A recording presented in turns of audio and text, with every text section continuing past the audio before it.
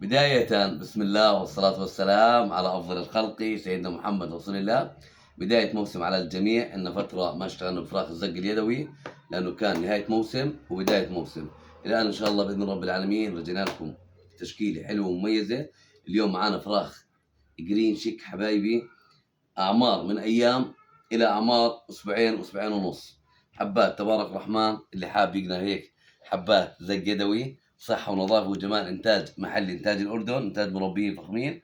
واللي حاب يربي بأعمار أيام برضو كذلك الأمر موجود إن شاء الله بإذن رب العالمين. وفي أعمار متفاوتة، العمر اللي أنت بدك إياه والعمر اللي بيناسبك بإذن رب العالمين موجود.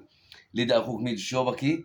ولا تنسوا يا حبايبي تعملوا لي متابعة، لأنه القادم أجمل والقادم أحلى بمتابعتكم. وبإذن رب العالمين إن شاء الله راح تشوفوا الأيام القادمة شغلات تسر بالكم. تحياتي للجميع، دمتم برعاية الله وحفظه. أخوكم ميد الشوبكي، وشوفوا لي التحفة الفنية. شوف يا رعاك الله، استفتي قلبك. ولا تنسوا يا أخوان تحطوا لنا بالتعليقات، تزينونا بالتعليقات بذكر رب العالمين، تعليقاتكم الحلوة اللي عودتونا عليها. يعطيكم العافية، دمتم برعاية الله.